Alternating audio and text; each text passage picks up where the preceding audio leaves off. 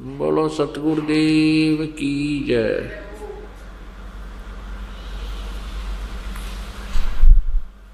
बंदी छोड़ कबीर परमेश्वर जी की जय। बंदी छोड़ गरीबदास जी महाराज जी की जय। स्वामी रामदेवानंद जी गुरु महाराज जी की जय।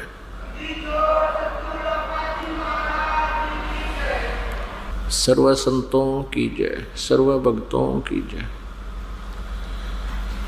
धर्मी पुरुषों की जय, श्री काशी धाम की जय, श्री छुडानी धाम की जय, श्री करौथा धाम की जय, श्री बरवाला धाम की जय। सत साहिब गरीब नमो नमो सतपुरुष को नमस्कार गुरु की नहीं। सुर नर मुनि जन साधुआ संतों सर्वस्दी नहीं। सतगुरु साहेब संत सब डंडो तुम प्रणाम। आगे पीछे मध्य हुए तिनको जा कुर्बान। नराकार निर्विषम काल जार भयबंधनम निर्लेपम निज निर्गुणम। अकल अनुपवेशुन धुनम सोहम सुरति समाप्तम सकल समाना नीरतलय। उज्ज्वल हीरंबर हरदमम बेपरवा अथाह वार पार नैमद्यतम। ग्रीव जो सुमरे सिद्ध होई गणनायक गलता ना करो अनुग्रह सोई। पारस पद परवाना आदि गणेश मनाऊं गणनायक देवन देवा। चरण कमल लाऊं आद्यंत करो सेवा। परम शक्ति संगीतम हृदय चिदिदाता सोई। अवगत गुण अतीतम सत्पुरुष निर्मोही। जगदम्बा जगदीशम मंगल रूप मुरारी। तन मन अर्पों शीशम भक्ति मुक्ति भंडारी। सुर नर मुनि जन ध्यावे ब्रह्मा विष्णु महेशा। शेष सहस मुख गावे पूज्य आज गणेशा। इंद्र कुबेर सरीखा वरुण धर्म राय धावे। समर्थ जीवन जी का मन इच्छा फल पावे। 33 कोटि आधारा ध्यावे सहस 88। उतरे भव जल पारा कट है यम की फांसी। 33 कोटि आधारा ध्यावे सहस 88।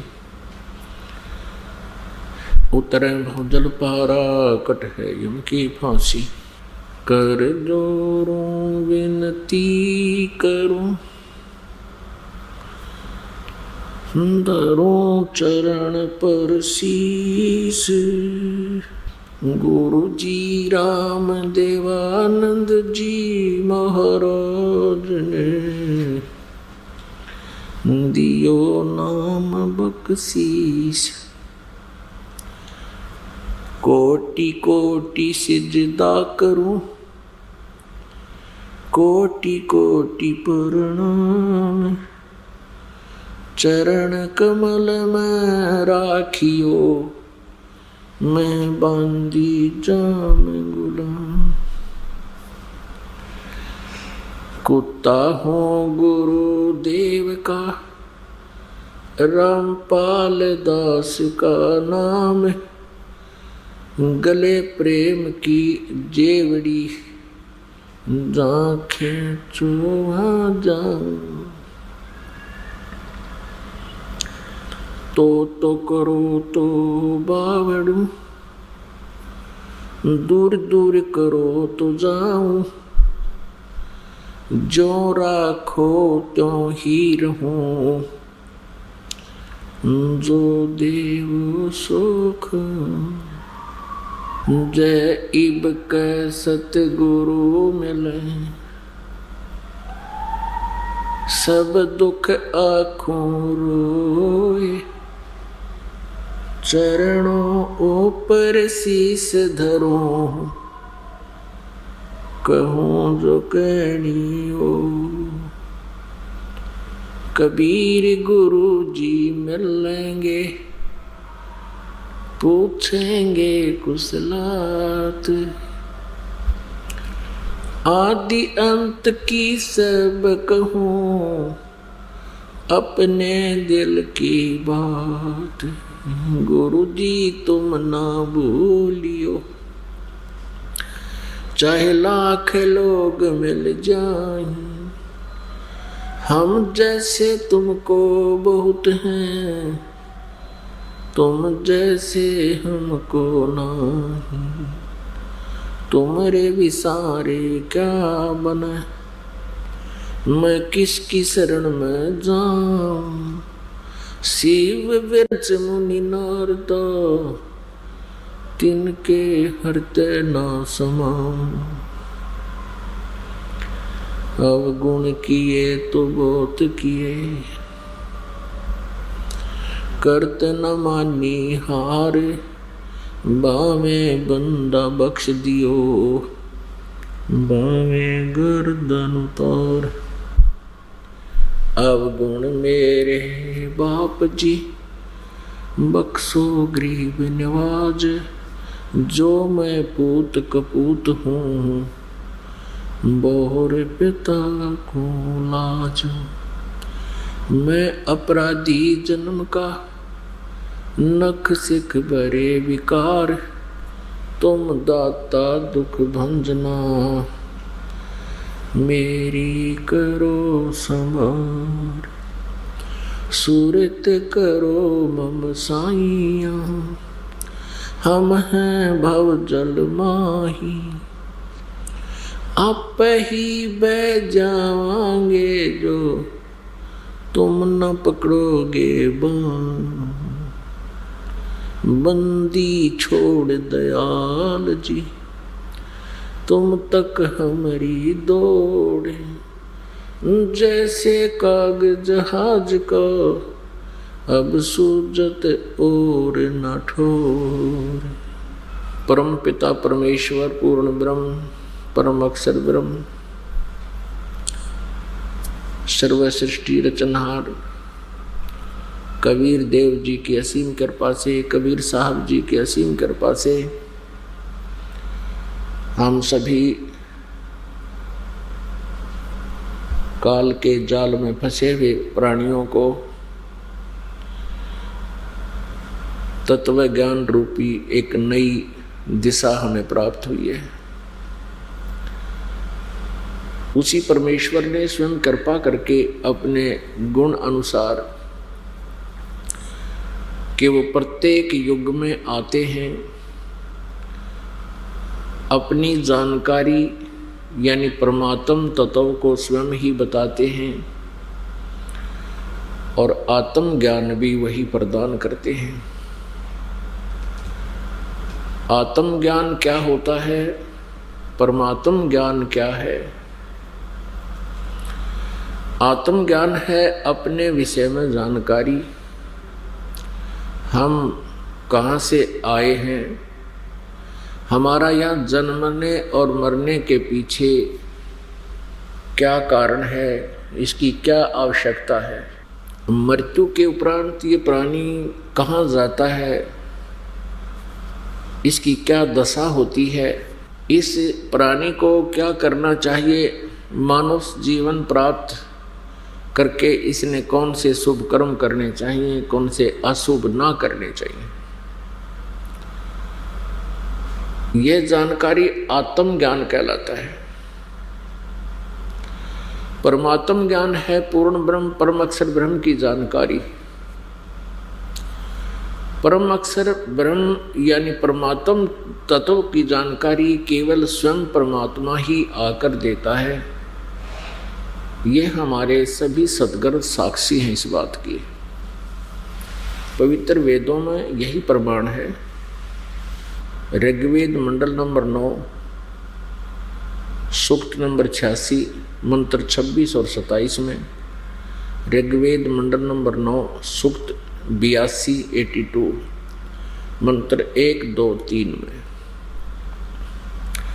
ऋग्वेद मंडल नंबर 9 सूक्त नंबर 96 मंत्र 16 से लेकर 20-21 तक, ऋग्वेद मंडल नंबर 9 सूक्त नंबर 1 मंत्र नंबर 8 और 9 में, ऋग्वेद मंडल नंबर 9 सूक्त नंबर 20 मंत्र नंबर 1 में और भी अनेकों स्थानों पर उस परमेश्वर की जानकारी है कि वो परमात्मा कबीर देव है, कबीर साहब है। वेद उसे कबीर देव लिखते हैं, हम अपनी मातृभाषा में उसी परमात्मा का नाम कबीर साहब बोलते और लिखते हैं, क्योंकि हम अपनी मदर लैंग्वेज में, मातृभाषा में वह को हम वह बोलते हैं। पूरे पंजाब में, पूरे उत्तर प्रदेश, राजस्थान, एमपी, जितने भी निकटवर्ती प्रदेश हैं हमारे सभी, और जितने संत हुए हैं उन्होंने अपनी मातृभाषा में जो भी अपना अनुभव लिखा, उन्होंने वेदों को वेद बोला है, यानी हम वह को वह बोलते हैं। और ये शुद्ध हिंदी के जानने वाले इसको वह बोल देते हैं, वेद कह देते हैं। इसी प्रकार जहाँ वेदों में कवि शब्द लिखा है, कवि, कबीर, कबीर, तो हम उसको कबीर बोलते हैं, कबीर, वह बोलते हैं वह को। इतना ही बोलने का, उच्चारण का अंतर है, प्रोनाउंसिएशन का ही फर्क है। बाकी जो वेदों में वर्णित है वो कबीर साहब, वो पूर्ण परमात्मा है। उसको ये अधिक जो शिक्षित मानते हैं अपने आप को, व्याकरण के ज्ञाता, उसको यदि कबीर देव की वो संधि छेद करके उसका अनुवाद करना चाहेंगे तो वो क्या लिखेंगे? कवि साहब, कवि परमेश्वर। कबीर देव का अनुवाद करने के लिए उन्हें लिखना पड़ेगा कवि परमेश्वर। हम उसको कवि परमेश्वर कह देते हैं, कवि। लेकिन वेदों में जैसे यजुर्वेद है, यजु अलग लिख दें, र हटा दें, अपसर्ग लगा दें, और वेद अलग लिख दें प्लस करके, तो इसका अगर हम आगे कोई अनुवाद करेंगे तो यजुर्वेद ही लिखना पड़ेगा, उस रे को हम मिटा नहीं सकते। ऐसे ही कबीर देव जहाँ लिखा है हम उसको कबीर देव बोलते हैं, कबीर देव। फिर हम देव को, परमेश्वर को, चाहे साहब को, हम कबीर साहब कहने लगे, कबीर देव की बजाय कबीर साहब कहने लगे, कबीर परमेश्वर कहने लगे। तो इस प्रकार इसको अपभ्रंश भी नहीं कह सकते, क्योंकि हम अपनी लैंग्वेज को अपभ्रंश नहीं मान सकते। तो ऐसे ये कबीर देव नाम परमात्मा का है, कबीर साहब को हो, कबीर देव को। तो वो कबीर देव, वो कबीर साहब अपने सतलोक से चलकर आता है, सत साधना करने वाले साधकों के सब विघ्नों को नाश करता है, अपने शरीर को सरल करता हुआ। क्योंकि परमात्मा का जो वास्तविक शरीर है, वास्तविक जो नूर है शरीर का, सतलोक में साकार है परमात्मा। और ये राधा स्वामी पंथ, धन धन सतगुरु पंथ, ये निरंकारी पंथ और अन्य भी जो अपने आप को विद्वान बताते हैं, मंडलेश्वर कहते हैं, परमात्मा को निराकार बताते हैं। जबकि पवित्र वेद, पवित्र कुरान शरीफ और पवित्र बाइबल, पवित्र गुरु ग्रंथ साहिब, ये हमारे मुख्य सदग्रंथों में से हैं। तो ये सभी परमात्मा को नर आकार बताते हैं, मनुष्य दृश्य है, तो वो वास्तव में ऐसा ही है। तो ऋग्वेद मंडल नंबर 9 सूक्त नंबर 86 मंत्र 26-27 में लिखा है कि यज्ञ करने वाले यजमानों के लिए परमात्मा, यानी सत साधना करने वाले भक्तों के लिए, भक्ति करने वाले, यज्ञ माने धार्मिक अनुष्ठान, धार्मिक अनुष्ठान अर्थात साधना करने वाले साधकों, यजमानों अर्थात भक्तों के लिए परमात्मा उनके करने वालों के विघ्नों का नाश करता हुआ उनके रास्तों को सुगम करता है, उनके सब विघ्नों को नाश करता है, उनके रास्तों को सुगम करता है, यानी उसके रास्ते खोल देता है। और वह परमात्मा अपने रूप को सरल करता हुआ, क्योंकि सतलोक के अंदर परमात्मा एक बहुत बड़े गुम्बदनुमा एक महल में विराजमान है, उसका अक्षेत्र बहुत बड़ा है, उसके सेंटर में परमात्मा विराजमान है। और सतपुरुष परमेश्वर को इसलिए कहते हैं वो अविनाशी प्रभु है। और सतपुरुष यानी परम अक्षर ब्रह्म कहो चाहे उसको सतपुरुष कहो, उनके एक रोमकूप में इतना प्रकाश है, इतना नूर है, करोड़ सूर्य करोड़ चंद्रमा मिला दे तो भी उनकी रोशनी परमात्मा के एक रोमकूप के प्रकाश के सामने फीकी रहे। वो ऐसा स्वरूप है परमात्मा का, नर आकार है। तो एज इट इज यदि प्रभु यहाँ आ जाएं तो हम कुछ नहीं देख सके, हमारी आंखें बंद हो जाएं। जैसे उल्लू सूर्य के प्रकाश को और सूर्य को नहीं देख सकता, तुरंत ऑटोमेटिकली बंद हो जाती है उसकी आंखें। तो उस परमेश्वर के उस नूर को हम चरम दृष्टि से नहीं देख सकते, नहीं सहन कर सकते। इसलिए वो परमेश्वर अपने रूप को सरल करके हल्का तेज पुंज का, जैसे परमेश्वर की महिमा को आदरणीय गरीबदास साहिब जी ने ब्रह्म वेदी में कहा कि तेज पुंज अन्य दे धरकर इस विध हमको भेंट ही, इस तरह हमको मिलते हैं, अपने रूप को सरल करके आता है। और वह कबीर देव परमात्मा, वो कबीर देव, वो कबीर साहब, कबीर परमेश्वर यहाँ विद्युत के समान क्रीड़ा करता हुआ भक्तों को, अच्छी आत्मा को, पुण्यात्मा को प्राप्त होता है। और वो परमात्मा तीसरे मुक्ति धाम में विराजमान है, वहाँ एक देशीय है। इस प्रकार वो परमात्मा हमें ज्ञान का उपदेश देते हैं, हमें यथार्थ ज्ञान देते हैं। तो परमात्म तत्व को, परमात्म तत्व अर्थात अपनी जानकारी परमेश्वर स्वयं ही देने के लिए आते हैं। श्रीमद् भगवत गीता अध्याय नंबर 4 के श्लोक नंबर 32 में बताया है कि गीता ज्ञानदाता कह रहा है कि मैंने जो गीता अध्याय नंबर 4 के श्लोक 25 से लेकर 31 तक जो भी जानकारी दी है कि कोई तो देवताओं की पूजा करता है, कोई योग अभ्यास ही करता है, कोई स्वाध्याय ही करता है, कोई अहिंसावादी तीक्ष्ण व्रत ही करता है, मुंह पर पट्टी बांध कर नंगे पैरों घूमना ही अपना कर्म समझता है, अच्छा भक्ति मार्ग समझते हैं। और ये सभी साधक अपनी अपनी साधनाओं को पाप नाशक जानते हैं, क्योंकि यदि वो अपनी साधना को वो ठीक ना समझें, अच्छी ना समझें तो साधना बंद कर देंगे, कर ही नहीं सकते। इसलिए वो अज्ञानतावश अपनी अपनी साधनाओं को पाप नाशक जानकर ही कर रहे हैं, उसको ऐसा जानते हैं। श्रीमद् भगवत गीता अध्याय नंबर 4 के श्लोक 32 में कहा कि इस प्रकार के जो धार्मिक अनुष्ठानों की जानकारी और इससे भी विस्तृत वो सच्चिदानंद घन ब्रह्म की वाणी में ब्रह्मणे मुखे माने सच्चिदानंद घन ब्रह्म की वाणी, यानी जो परमेश्वर स्वयं आकर के सतलोक से चलकर यहाँ अपनी अच्छी आत्मा को मिलता है, उस नियमानुसार प्रत्येक युग में परमात्मा आते हैं और वो तत्व ज्ञान, वो यथार्थ ज्ञान, अपनी जानकारी और हम कहाँ थे, कैसे यहाँ आगे, हमारे जन्म मृत्यु क्यों हो रही है, इसके पीछे किसका स्वार्थ है हमें मारने और जन्म देने में, ये परमात्म ज्ञान है। इसमें आत्म ज्ञान भी, परमात्म ज्ञान के अंदर आत्म ज्ञान भी और सभी परमात्म ज्ञान भी, दोनों का समावेश हो जाता है। तो उस परमेश्वर ने आके हमें जानकारी दी है कि तुम यहाँ के निवासी नहीं हो, ये पृथ्वी लोक सबसे घटिया स्थान है। यहाँ पर कभी फ्लड आ जाती है, कभी गर्मी सताती है, कभी इतना अकाल गिर जाता है, त्राही त्राही मच जाती है, टक्कर मार मार कर मर जाते हैं, कहीं साइक्लोन आ जाते हैं, कभी भूकंप आ जाते हैं, कोई दुर्घटना मर जाते हैं, कई महामारियों के अंदर नष्ट हो जाते हो।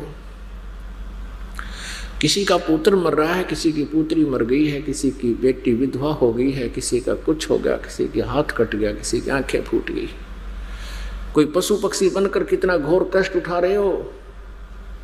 ये लोग ठीक नहीं है, ये स्थान ठीक नहीं है। तुम इसको व्यवस्था अनुसार विवश होकर के, आपके पास कोई विकल्प नहीं था, इसलिए आप जी ने इस प्रोसेस को, मरने और जीने को, दुर्घटनाओं को, और किसी प्रकार की प्राकृतिक आपदाओं को आपने स्वीकार कर लिया कि ऐसा यहाँ होता ही है, होता ही रहेगा, मर गए वो मर गए, हम ठीक हैं। परमात्मा ये बताते हैं कि वो मर गए जो किसी भी कारण से मृत्यु को प्राप्त हुए हैं, क्या वो भी तो आप ही की तरह रह रहे थे और वो मृत्यु को प्राप्त हो गए। आप अपने आप को कुशल मान रहे हो, आपने उनसे अलग कौन सा भिन्न, अलग से कौन सा और प्रोटेक्शन का जो तरीका अपना लिया, आपने कौन सा साधन अपना लिया जिससे आप उस आपदाओं में नहीं आओगे जो पहले वाले आ चुके। यहां हमारे पास कोई उत्तर नहीं है, क्योंकि हम विवश हैं। परमात्मा हमें याद दिलाने आए थे, आते रहते हैं कि तुम सतलोक के रहने वाले हो, सतलोक में बुढ़ापा और मृत्यु नहीं होता, सदा युवा रहते हो, निरोग शरीर रहता है, स्वस्थ रहते हो, कोई बीमारी नहीं। वो उसको अनामय देश भी कहते। अनामय का अर्थ होता है रोग रहित। आमे माने बीमारी, अनामय माने बीमारी ना हो जिसमें, यानी स्वस्थ, अन आमय। तो पुण्यात्मा, हम उस लोक में रहा करते, हम कभी वृद्ध नहीं होते थे, हम कभी मृत्यु को प्राप्त नहीं होते थे। और यहाँ हमारे ऊपर ये दोनों ही कहर टूटते हैं, हम वृद्ध भी होते हैं और मृत्यु भी होती है, जो हमें पसंद बिल्कुल नहीं। तो इसका विकल्प बताया परमात्मा ने कि तुम ये साधना करो, ये क्रियाएं प्रारंभ करो जो मैं तुम्हें बताने आया हूं। इसके करने से फिर आप सदा के लिए जरा और मरण से छूट जाओगे। जरा मीन बुढ़ापा, वृद्धावस्था, और मरण मीन मृत्यु। तुम जरा और मरण से छूटना चाहते हो तो जैसे मैं तत्व ज्ञान में बता रहा हूं ऐसे साधना कीजिए। गीता ज्ञान दाता ब्रह्म भी इसी बात का समर्थन कर रहा है। श्रीमद् भगवत गीता अध्याय नंबर 7 के श्लोक नंबर 29 में, 29 में गीता ज्ञान दाता अर्जुन के माध्यम से हम सभी को संदेश दे रहा है कि जो व्यक्ति जरा और मरण से छुटकारे के लिए प्रयत्न करते हैं, साधना करते हैं, वे उस ब्रह्म से यानी तत्व ब्रह्म से और पूरे अध्यात्म ज्ञान से और सभी प्रकार के कर्मों से परिचित हैं। मैं तो तुम्हें बता रहा हूँ, गीता जी अध्याय नंबर 4 के श्लोक नंबर 34 में कहा कि अर्जुन उस ज्ञान को जिसको परमात्मा स्वयं अपने मुख कमल से उच्चारण करके सुनाता है, इसलिए गीता जी अध्याय नंबर 4 के श्लोक नंबर 32 में उसको ब्रह्मणे मुखे कहा है। और इन अनुवादकर्ताओं ने अज्ञानतावश इसका अर्थ गलत कर दिया, ब्रह्मणे मुखे का अर्थ कर दिया वेद की वाणी। नहीं, ब्रह्म माने परमात्मा, और परमात्मा का अर्थ वेद करना अज्ञानता का सूचक है। जैसे राजा और एक राजा का विधान होता है, संविधान। जहां राजा का प्रसंग हो और वो प्रसंग को ना समझकर अनुवाद करता, राजा का अर्थ संविधान कर देता है कि संविधान की वाणी में अर्थ लिखना था, वहां राजा की वाणी में राजा का आदेश ना लिख करके संविधान की वाणी लिखता है, तो वो गलत कह रहा है। क्योंकि राजा का अर्थ संविधान नहीं होता, ब्रह्म का अर्थ प्रभु होता है, इसका अन्य अर्थ नहीं होता। जहां पर इन्होंने अन्य अर्थ किए हैं वो गलत किए हैं, तत्व ज्ञान के अभाव से किए हैं। और जितने भी शब्द कोशों में भी कहीं इन्होंने ऐसी त्रुटि की है तो इन अज्ञानियों के द्वारा किए गए शब्दार्थों से ही उन्होंने रेफरेंस दे रखी। शब्द कोशों में भी लिखा है कि ऐसा अनुवाद उस गीता अध्याय इतने में किया हुआ, इसलिए मैं भी शब्द कोश में उसी के आधार से इसका अर्थ ऐसा कर रहा हूं। तो वो गलत कर दिया, शब्द कोश भी गलत बना दिए, शब्दार्थ गलत हो गए। तो यहां सच्चिदानंद घन ब्रह्म की वाणी में जो ज्ञान विस्तार से कहा गया सभी धार्मिक अनुष्ठानों यज्ञों के बारे में, वो तत्व ज्ञान है। श्रीमद् भगवद गीता अध्याय नंबर 4 के श्लोक नंबर 34 में कहा कि उस तत्व ज्ञान को तू तत्वदर्शी संतों के पास जाकर समझ, उनको दंडवत प्रणाम करने से, कपट छोड़कर नम्रता पूर्वक प्रसन्न करने से वह तत्वदर्शी संत आपको तुझे परमात्म तत्व की जानकारी देंगे। वो तत्वदर्शी संत तुझे उस परमात्म तत्व की, परम अक्षर ब्रह्म की जानकारी देंगे। उनसे सुन, उनसे पूछो। इससे एक बात तो ये स्पष्ट हो गई कि गीता ज्ञानदाता उस परमात्म तत्व से परिचित नहीं है। उसने ऑप्शन छोड़ दिया, उसने कह दिया है कि उस तत्वदर्शी संत बताएंगे। तो यहाँ गीता अध्याय नंबर 8 के श्लोक नंबर 1 में अर्जुन ने पूछा, फिर किम तत्ब्रह्म और किम अध्यात्म और किम कर्म पुरुषोत्तम अधिभूत च अधियज किम प्रोक्तम। उसमें लिखा है कि अर्जुन कहता है फिर वो तत्ब्रह्म कौन है, वो क्या चीज है तत्ब्रह्म, और क्या यह अध्यात्म है, और वो कर्म क्या है। आगे इसका उत्तर देता है संक्षिप्त में 8वें अध्याय के 3रे श्लोक में कि वो परम अक्षर ब्रह्म है। वो तत्ब्रह्म कौन है जिसको जानकर फिर प्राणी केवल जरा और मरण से ही छूटने का प्रयत्न करते हैं। 8वें अध्याय के 3रे श्लोक में बताया कि वो परम अक्षर ब्रह्म है, वो गीता ज्ञान दाता से अलग परमेश्वर है। तो गीता अध्याय नंबर 7 के श्लोक नंबर 29 में कहा है गीता ज्ञान दाता ने कि मेरे आश्रित होकर मैं जो तुझे संदेश दे रहा हूं कि तत्वदर्शी संत की खोज कर, दंडवत प्रणाम कर, नम्रता पूर्वक उनसे प्रसन्न करो।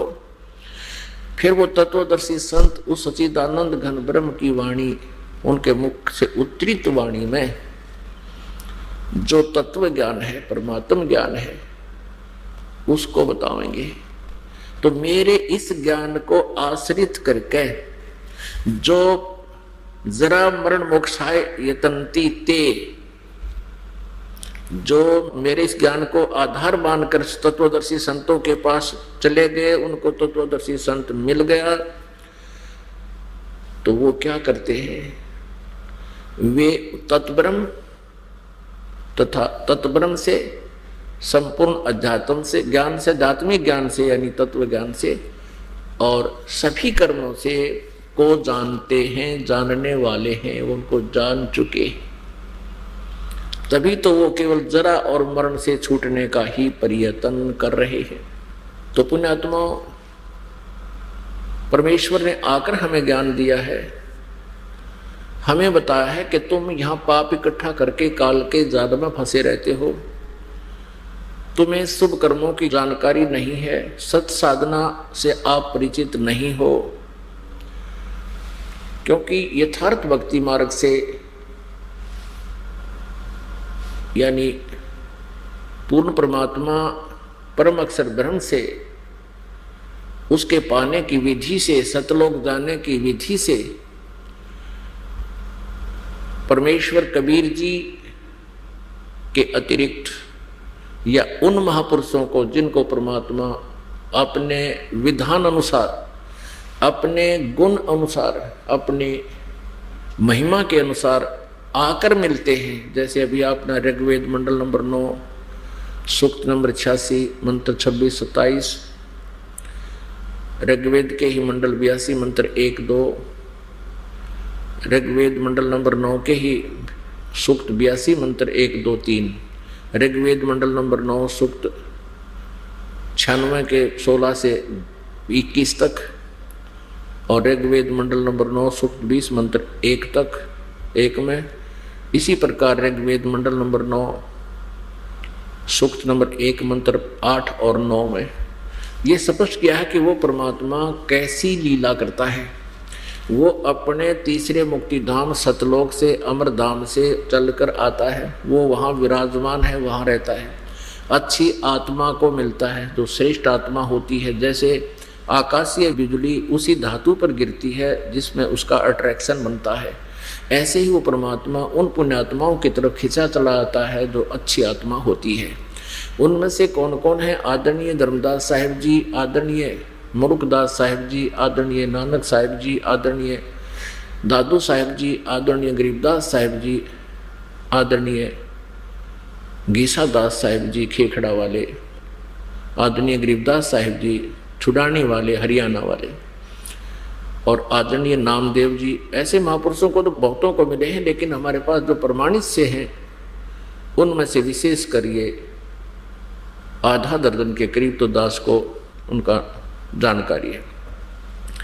इनको तो यथार्थ ज्ञान हुआ प्रभु से, परमेश्वर ने आकर अपने विधान अनुसार संविधान अनुसार अपने नियम अनुसार उनसे मिले। जैसे वेद बताते हैं ऐसी लीला मालिक करता, ऐसी ही की उन्होंने।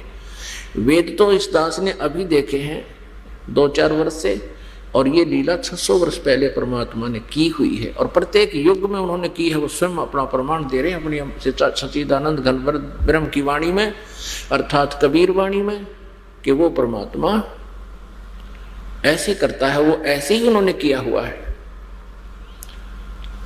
तो उन महापुरुषों को छोड़कर जिनको परमात्मा विधान अनुसार मिले हैं और जिन्होंने परमेश्वर के ज्ञान को स्वीकारा है, उसके अतिरिक्त कोई भी इस तत्व ज्ञान से, परमात्म ज्ञान से परिचित नहीं है। यहां तक कि श्री ब्रह्मा जी, श्री विष्णु जी, श्री शिव जी, दुर्गा जी, श्री देवी जी और अन्य ऋषि और ब्राह्मण कोई भी परिचित नहीं है इस तत्व ज्ञान से।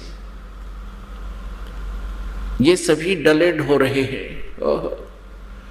परमेश्वर अपनी वाणी में कहते हैं, चारों युग में संत पुकारे, कूक कहा हम हेल रे, हीरे माणिक मोती बरसे, ये जग चुगता डेल रे।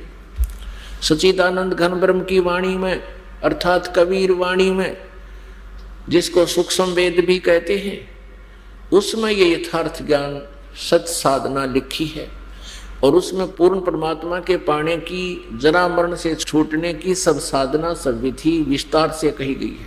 और उस साधना को ना करके, वो साधना तो है हीरे मोती माणिक लाल बहुमूल्य समझो,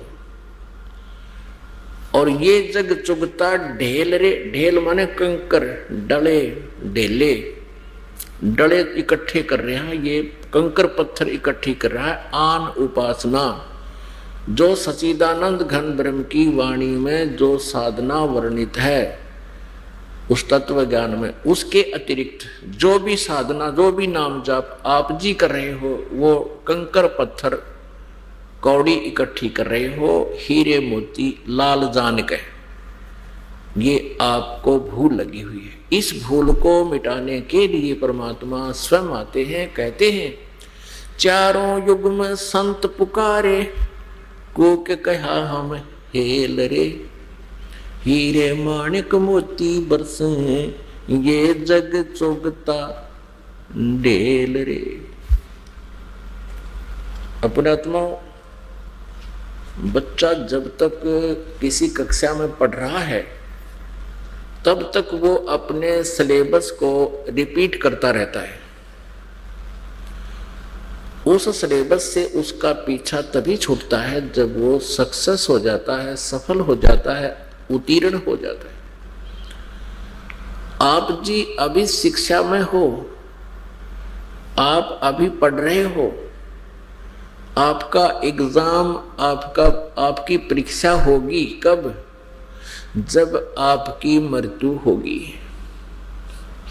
जब तक आपका शरीर नहीं छूटता तब तक आप विद्यार्थी हैं, और विद्यार्थी का कर्तव्य बनता है कि उस सिलेबस को बार बार आवर्ती करता रहे, रिपीटेशन करता रहे, उसको सुनता और पढ़ता रहे, तो फिर परीक्षा में वो बालक, वो विद्यार्थी आसानी से सफल हो जाता है।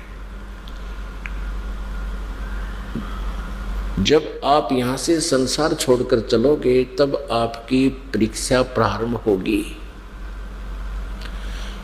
और उस समय आपने जैसा भी अपने जीवन में ज्ञान सुना है, भक्ति की है, जैसी भी आपकी वृत्ति मन की स्वभाव रहा है, वो सूक्ष्म शरीर में ऐसा ही क्रियाएं आप करोगे।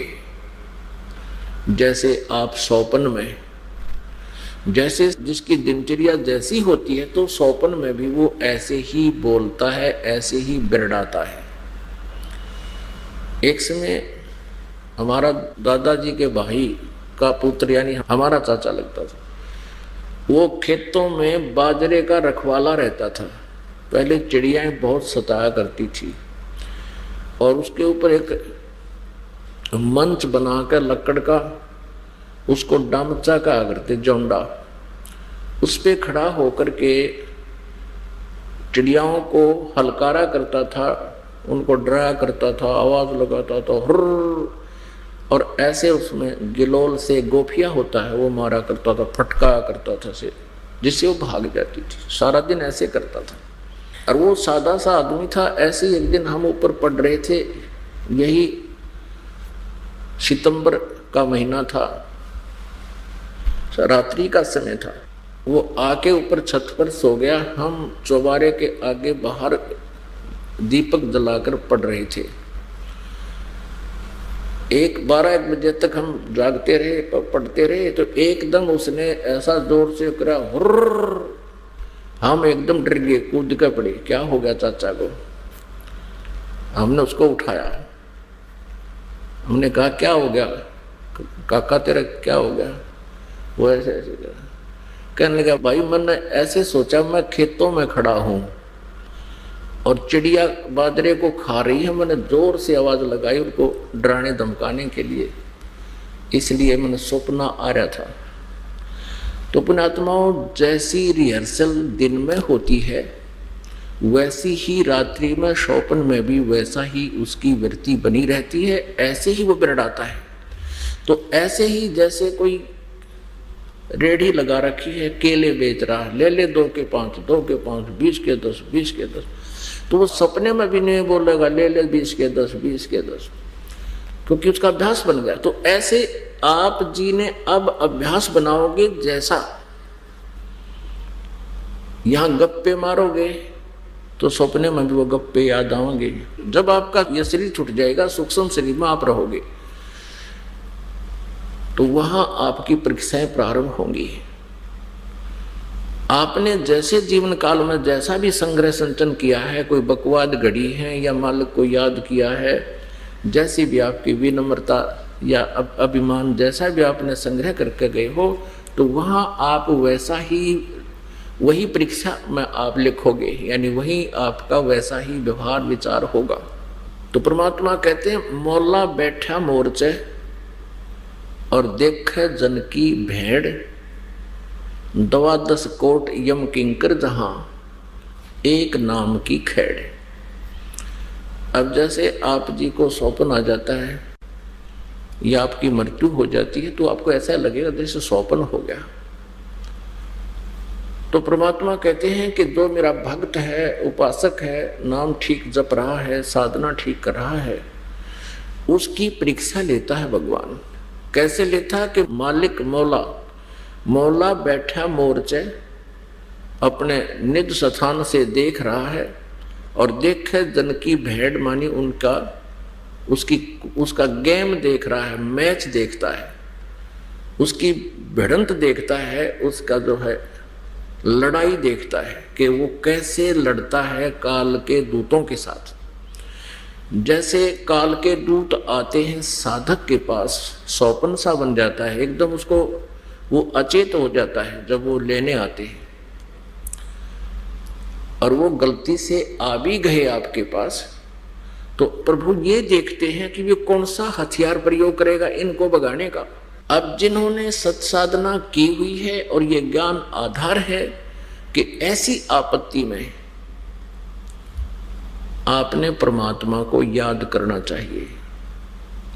यदि आप वहां कहते हैं हाय री मां मर गया, मुझे बचाइयो बचाइयो, तो मां तो वहां आपको बचा नहीं पाएगी, ना पिताजी बचा पाओगे, ना कोई भाई, ना राजा है तो कोई सेना भी नहीं बचा पाएगी वहां पर आपको। तो ये तो होगा आपका फेल हो जाना। यदि आपने किसी से पुकार दिया मुझे बचाइयो, आइयो, हे भाई आइए, हे पिताजी मर गया, हे माँ मर गया, खा लिया, मैं मार दिया, तो आप फेल हो गए। और पास होने के लिए क्या बताया है कि एक सतनाम के सुमरण कर दो, श्वास उश्वास का एकदम सिमरण शुरू हो जाना चाहिए ऐसी आपत्ति में। और किसका होगा? जिसने दिन में हुर हुर कर रखी होगी तो रात में भी हुर हुर करेगा।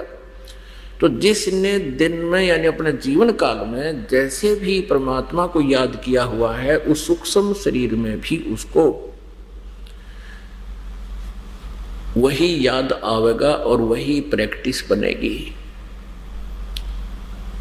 तो यहां गरीबदास साहिब जी कहते हैं कि प्रभु परमेश्वर कबीर देव जी आप जी की परीक्षा लेने के लिए कई बार सौपन भी ऐसा बना देता है।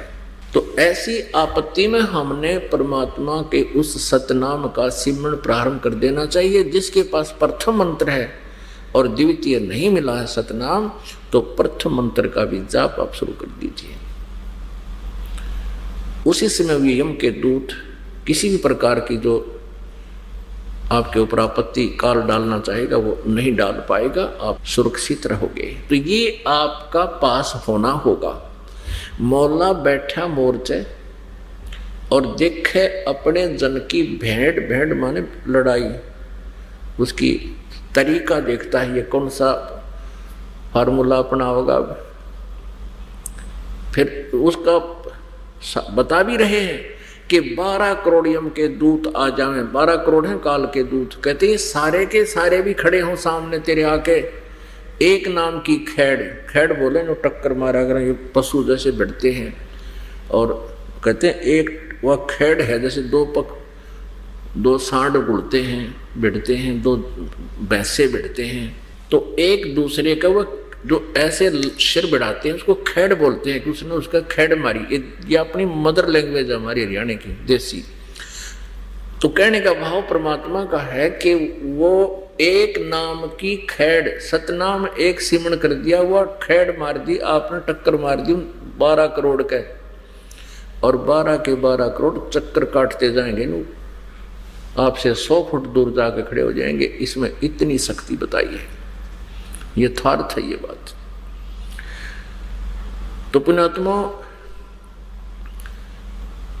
आप जी ने ये सिलेबस जो दास बता रहा है, ये ज्ञान आप विद्यार्थी हैं, ये दास आध्यात्मिक गुरु है, अध्यापक है, जिसको अंग्रेजी में स्पिरिचुअल टीचर बोलते हैं। आप विद्यार्थी हैं और आप जी का ये जो स्टडी पीरियड है आपके अंतिम श्वास तक है।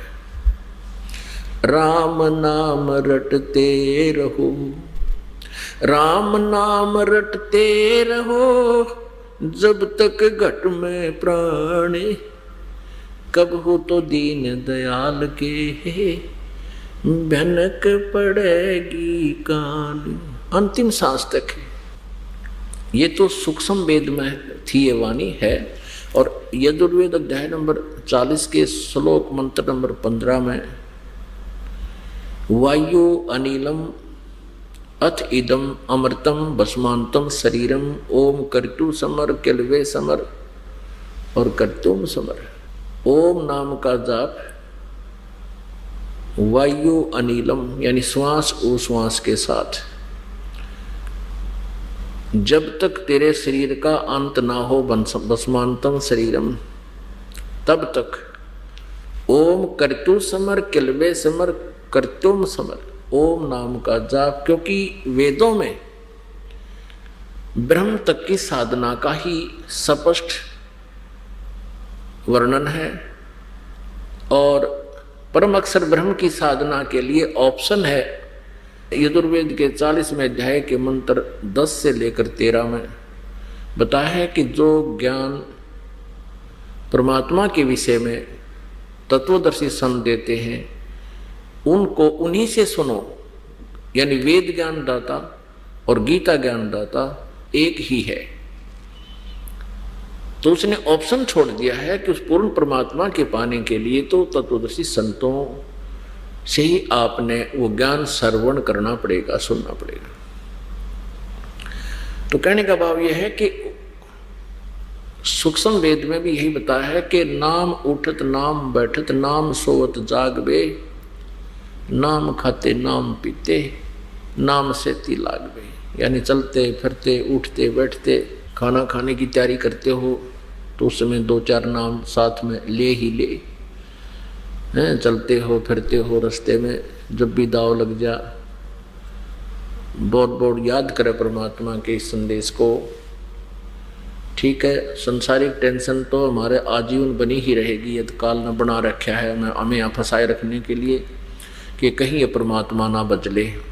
और हमें ये भी मालूम होना चाहिए अध्यात्म ज्ञान के आधार से, उस तत्व ज्ञान के आधार से, कि जो आपके भाग्य में लिखा है वो तो स्वाभाविक होगा ही होगा। फिर आपको ये भी याद रहना चाहिए कि आप पूर्ण परमात्मा की शरण में हो।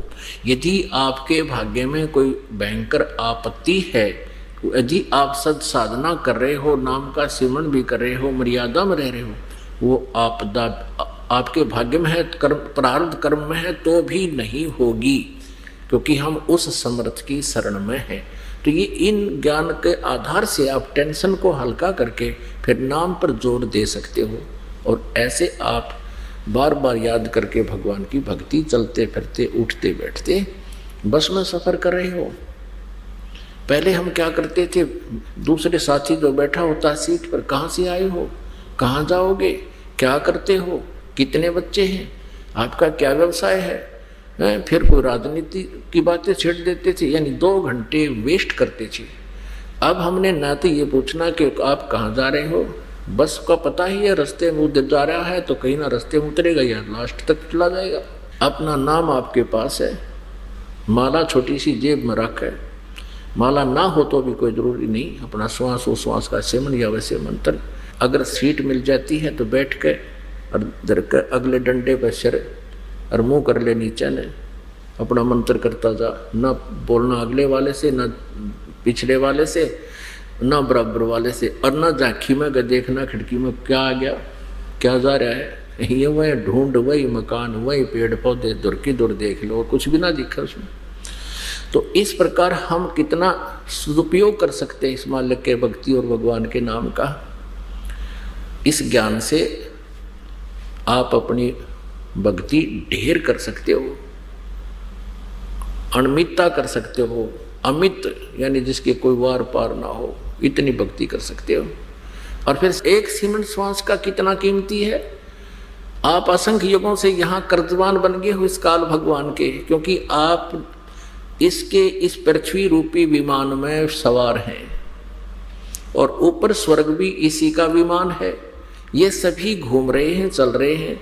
इसने अपनी भक्ति शक्ति से ये विमान परमात्मा से ले रखे हैं, और इनमें जो भी बैठकर सवारी कर रहा है, यात्रा कर रहा है, ट्रैवल कर रहा है, उसका कर्जा इन आप जी ने देना पड़ेगा। यो आपके अकाउंट में लिखता रहता है ऑटोमेटिकली, एक सेकंड का। तो आप कितने दिन हो गए इसमें सफ़र करते हैं ना, फिर इस जो आप इसका कर्जा नहीं दे पाते हो, इसका जो आपके ऊपर लोन है वो वापस नहीं कर पाते हो, तो फिर आपको गधे कुत्ते बनाकर ये यातनाएं देता है। हम कितने कर्जवान हो गए, आपका अकाउंट आपको बता दिया जाता है तो हार्ट अटैक हो जाए आपका। आज आपके ऊपर इतना कर्ज है, यानी आपके संचित कर्म शुभ और अशुभ जो वहाँ रखे हुए हैं इस काल के न्यायाधीश के पास, उनकी बहुत बड़ी संख्या है। आगे आपने क्या क्या दुख और भोगने हैं। अगर आपके यह बात जच जाए, यकीन हो जाए कि जो कहा जा रहा सच्ची है, तो आपका नींद हराम हो जाए। लेकिन काल ने ये 3 इंजेक्शन लगा रखे हैं, रजगुण सतगुण तमगुण का, अपने तीनों पुत्रों से लगवा रखे। इससे आप सुनते भी रहते हो, परमात्मा आकर बताते भी रहते हैं, हमारे जैसे दासों के द्वारा भी आपके कानों के पास आवाज़ खड़खड़ाते रहते हैं, ये दस्तक दिला रहे हैं आपको, लेकिन आप विश्वास नहीं कर पाते हो कि सचमुच हम कुत्ते और गधे और सूअर भी बन जाएंगे। और यही हमारी सबसे बड़ी भूल और हमारे इस मनुष्य जीवन के नाश करने का मूल कारण है। तो वो परमात्मा आकर हमें याद दिलाता है कि तुम कितने कर्जवान हो गए हो। उस कर्ज को उतारने के लिए एक श्वास का सिमरन कितना वैल्यूएबल है। ये लाल है, एक लाल आज 1,00,000 करोड़ का हो रहा होगा। पहले लाख टकेगा तो पहले हम बकार थे, लाख 1,00,000 का सैकड़ों वर्ष हजारों वर्ष पहले 1,00,000 रुपए कीमत बता चले। आज तो ये करोड़ों का हो, करोड़ों से भी ज्यादा हो रहा होगा, कई लाखों का। तो ऐसी कीमत समझो एक श्वास के सिमरन की, सतनाम के सिमरन की मर्यादा में रहते हुए, मर्यादा खंड करके, नाम भंग करके, गुरु से विमुख होके इसका सिमरन कितना ही करते रहना, कोई लाभ नहीं होगा। तो गुरु मर्यादा में रहते हुए गुरु पूरा बना करके, क्योंकि पूरा गुरु इस पृथ्वी पर और नहीं है, ये अभिमान ना समझना, ये तत्व ज्ञान समझना। इस दास के अतिरिक्त कोई भी 21 ब्रह्मांड में इस तत्व ज्ञान से परिचित नहीं है और अधिकारी नहीं है इस मंत्रों के देने का जो मोक्षदायक है, जो दास के पास उपलब्ध है। और इस दास के अतिरिक्त इस पृथ्वी पर किसी के पास नहीं है। यदि इस दास से, मुझसे ये भेद प्राप्त करके मनमुखी कोई दान नाम देने लग जाता है तो वो पापी है, अपराधी है, वो परमात्मा का शत्रु है, आपका भी शत्रु है, क्योंकि वो डुप्लीकेट अनऑथराइज्ड लाइसेंस बना रहा है, आपको नाम देकर वो आपका जीवन नष्ट कर रहा है। तो उनसे भी सतर्क रहना आप जी। तो कहने का भाव ये, परमात्मा ये बताना चाहते हैं कि एक श्वास उस श्वास का जो सिमरन है, क्या बताते हैं,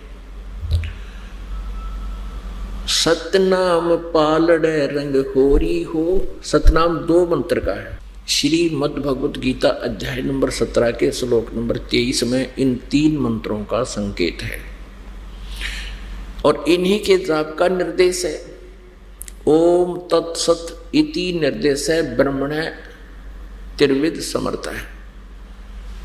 ब्रह्मण माने सच्चिदानंद घन ब्रह्म के पाने का। ओम तत्सत इस 3 मंत्र के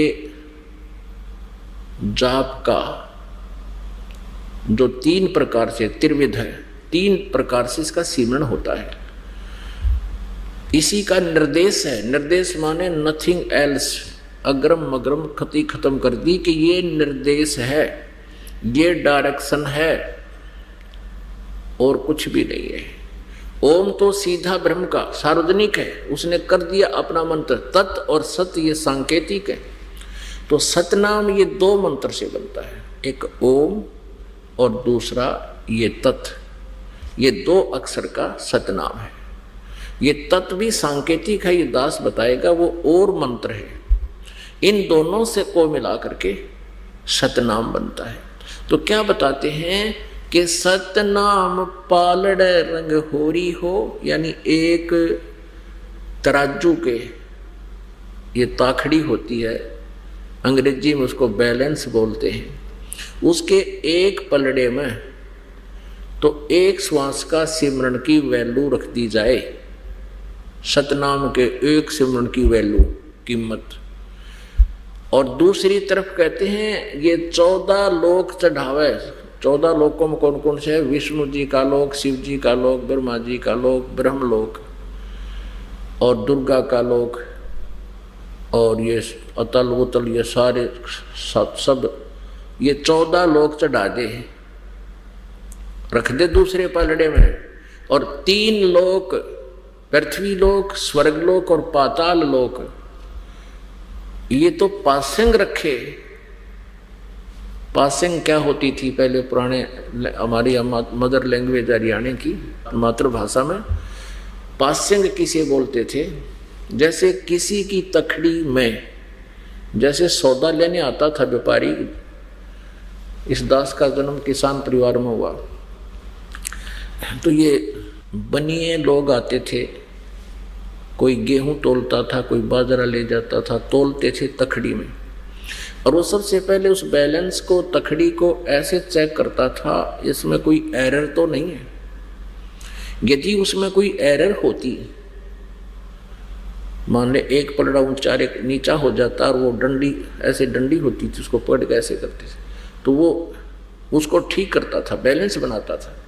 उसके लिए क्या करता था, उसी कनक मत है, जैसे गेहूं तोड़ रहा है तो गेहूं से ही एक मुट्ठी गेहूं उठाए और उस साइड में रख देता था जिधर का पलड़ा ऊंचे ऊपर को हो जाता था, ऐसे होता, फिर वो बैलेंस हो जाता था।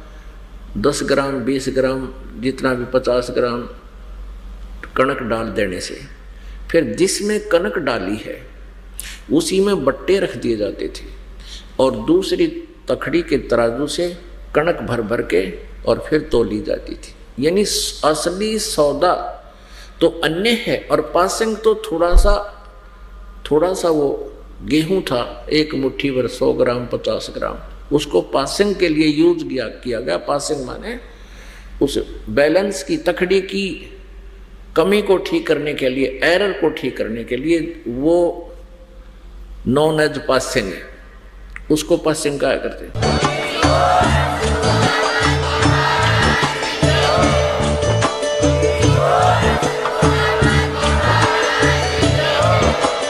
आप सुन रहे थे